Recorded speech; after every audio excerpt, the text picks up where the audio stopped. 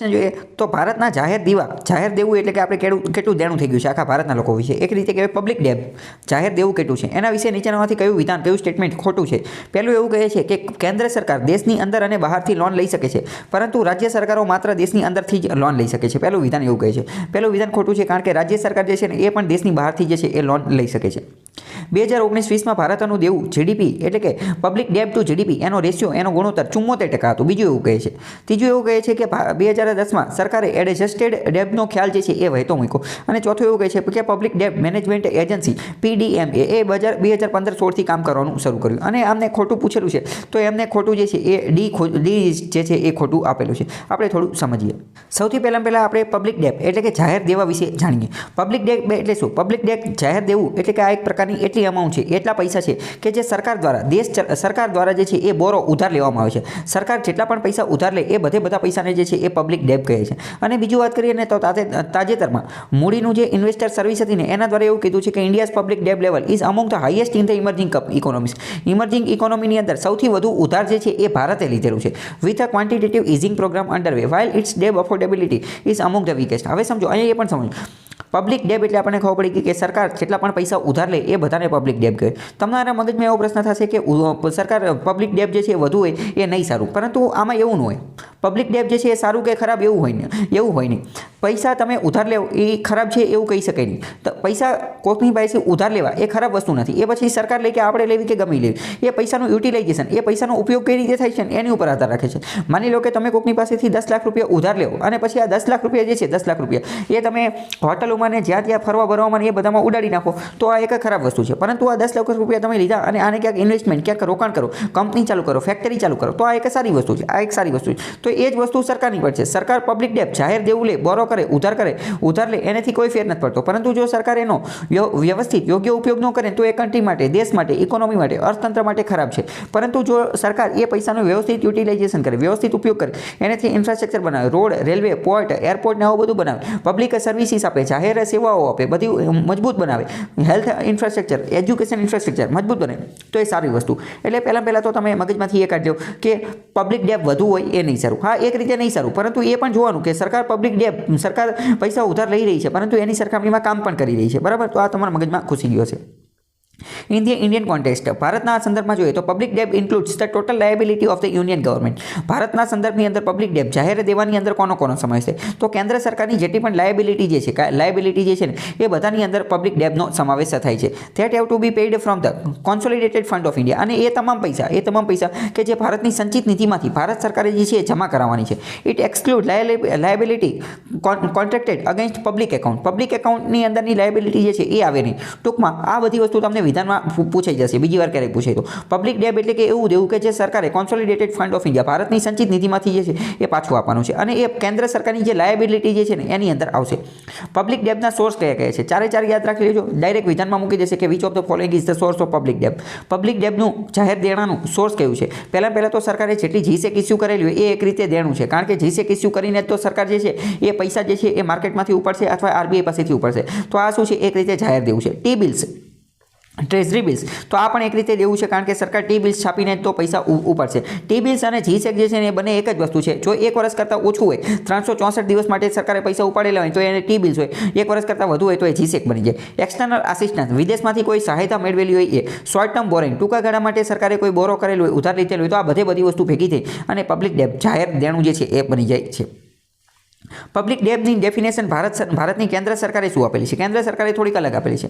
The union government કેન્દ્ર સરકાર વર્ણન કરે છે those of its liability as public debt which are contracted against the consolidated fund of India. This is as per the article 292 of the Indian constitution. ભારતીય બંધારણના અનુચ્છેદ 292ની અંદર પણ પબ્લિક ડેબ વિશે કીધેલું છે. અને એમાં એવું કીધેલું છે કે એવા તમામ પૈસા કે જ્યાં ભારત સરકારે દેણા સ્વરૂપે, ઉધાર ચૂકવવા સ્વરૂપે કોન્સોલિડેટેડ ફંડ ઓફ ઇન્ડિયા, ભારતની સંચિત નિધિમાંથી જે ચૂકવવાના છે એ બધી બોરોઈંગ અથવા એ બધી લાયબિલિટીને પબ્લિક ડેબ જાહેર દેવું જે છે એ કહેવામાં આવશે. આના જે છે થોડાક પ્રકાર પણ આવે છે.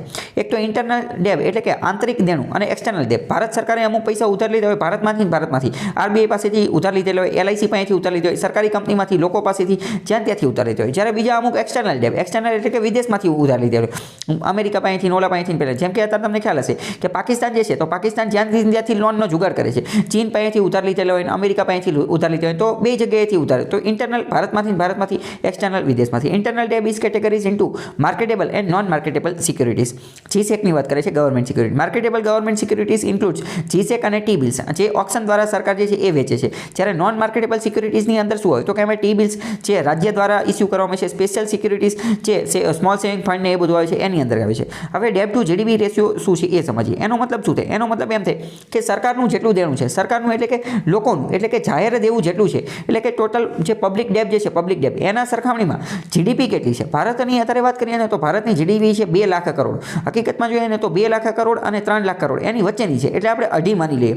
અઢી કરતાં થોડીક વધુ છે, પરંતુ આપણે અઢી માની લઈએ. ભારતની જીડીપી આપણે 2.5 ટ્રિલિયન છે, 2.5 લાખ કરોડ એટલે કે 2.5 ટ્રિલિયન છે, 2.5 લાખ કરોડ 2.5 ટ્રિલિયન છે. અને આપણો એવો ટાર્ગેટ છે કે આની આપણે ડબલ કરી અને 5 ટ્રિલિયન સુધી પહોંચાડી દેવી છે.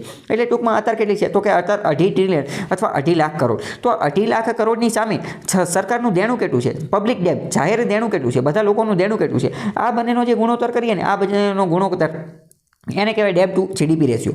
અહીંયા જ લખેલું છે debt to GDP ratio indicates how likely the country can pay off its debt. તો એના કારણે આપણને એ પણ ખબર પડી કે આપણે આ દેણું ભરી શકીશું કે નહીં ભરી શકીએ. Investor often took at the debt to GDP. જે રોકાણકારો હોય ને, જે તે દેશમાં રોકાણ કરતો હોય, એ આના ઉપરથી અંદાજ લગાવી લે કે આ સરકાર જે છે એ પૈસા ચૂકવી શકે છે કે નહીં. માની લો કે મેં તમને કીધું ભારતની 2.5 ટ્રિલિયનની ઇકોનોમી છે. હવે માની લો કે ભારતનું કુલ દેણું તે 10 ટ્રિલિયન હોય તો ખબર પડી જાય કે ઇકોનોમી તે 2.5 ટ્રિલિયનની છે. એનો મતલબ કે દર વર્ષે 2.5 ટ્રિલિયનનું પ્રોડક્શન થાય છે. તો 10 ટ્રિલિયનનું દેણું ક્યારે ભરશે? ક્યારેય ભરી શકશે નહીં. બરાબર. તો આના આધારે જે છે અંદાજ લગાવી શકે. 2.5 ટ્રિલિયનની ઇકોનોમી છે તો ખબર પડી જાય કે 0.5 ટ્રિલિયન જેટલી કદાચ દેણું હોય તો કદાચ ભરી શકે. બરાબર. તો એવી રીતે અંદાજ લગાવી શકે. Higher debt to GDP ratios have fuelled economic crisis world wide. જો આ ડેબ ટુ જીડીપી રેશિયો વધુ થઈ જાય, ઘણો બધો વધુ થઈ જાય ને, તો એના કારણે ઇકોનોમિક ક્રાઇસિસ જે છે એ આવી શકે છે. અને બીજું વાત કરીએ તો ધ એન્કેસિંગ કમિટી, ભારતની અંદર FRBM fiscal responsibility and budget management અંતર્ગત જે એન્કેસિંગ કમિટી બનાવેલી હતી એણે એવું કીધું હતું કે ડેબ ટુ જીડીપી રેશિયો જે છે એ 40% રહેવો જોઈએ કેન્દ્ર સરકાર માટે, અને રાજ્ય સરકાર માટે 20% રહેવો જોઈએ. એટલે કે ટોટલ જે છે ને એ 60% જેટલો રહેવો જોઈએ. કેટલો? 60% જેટલો રહેવો જોઈએ. અને આખા વિશ્વની અંદર જોઈએ ને તો ડેવલપિંગ કન્ટ્રી માટે જે છે ને એ ડેબ ટુ જીડીપી રેશિયો એ 70% કરતાં નીચે રહે ને, 70% કરતાં નીચે, તો એ સારું કહેવાય. પરંતુ જો 70% કરતાં વધુ થઈ જાય ને, 70% વધુ, મતલબ કે સમજો કે હવે ઇકોનોમી ખતરામાં છે, સંકટ આને વાલા હે, ખતરા આને વાલા હે. બરાબર. 70% કરતાં વધુ થવો જોઈએ ને ડેવલપિંગ વિકાસશીલ દેશો માટે. અને એનકેસિંગે તો એની આગળ પાળ બાંધીને કહી દીધું 70% સુધી પહોંચતા જ નહીં, 60માં જ તે સેટિંગ કરી નાખજો. 60%થી પણ વધતા નહીં, જેમાં 40% કેન્દ્ર અને 20% જે છે એ રાજ્ય. તો આ બધું વિધાનમાં તમને પૂછાઈ શકે.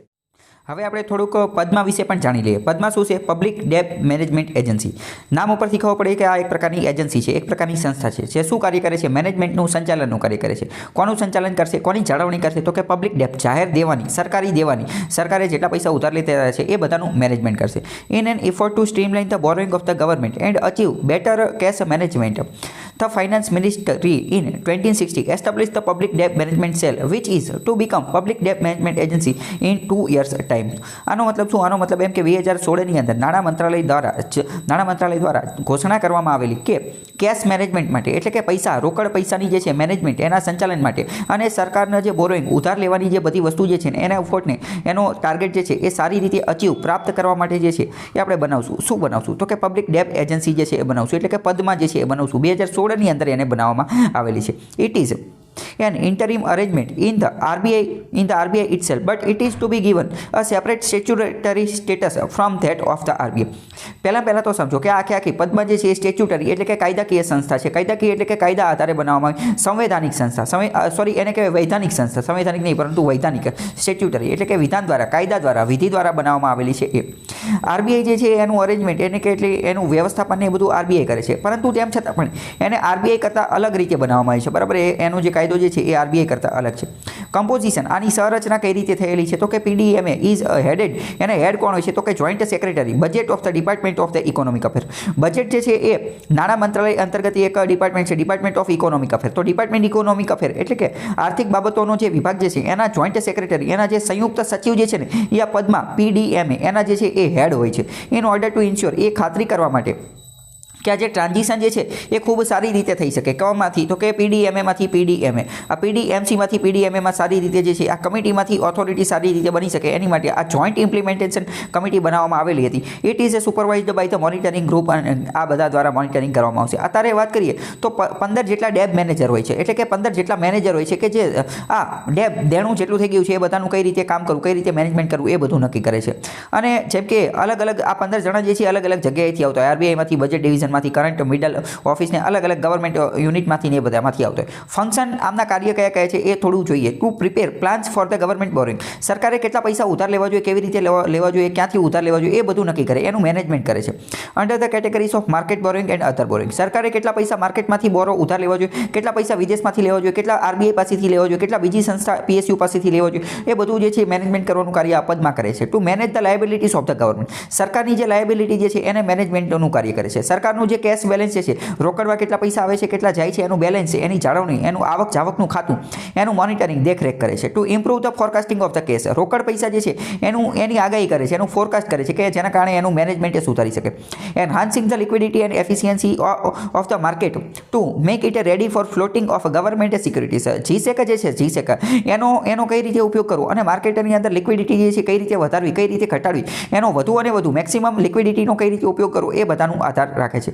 ટુ એડવાઇઝ ધ ગવર્મેન્ટ, સરકારને સલાહ આપે છે કોની બાબતે, તો કોઈ કેપિટલ માર્કેટ ઓપરેશન, મૂડી માર્કેટ જે છે મૂડી બજાર એની બાબતે, ઇન્વેસ્ટમેન્ટ રોકાણ બાબતે, administration of the rates of the interest on the small saving, જે નાની બચતની યોજનાઓ હોય એની ઉપર સરકારે કેટલું વ્યાજ આપવું જોઈએ તો એની બાબતે જે છે એ સરકારને જે છે સલાહ આપે છે.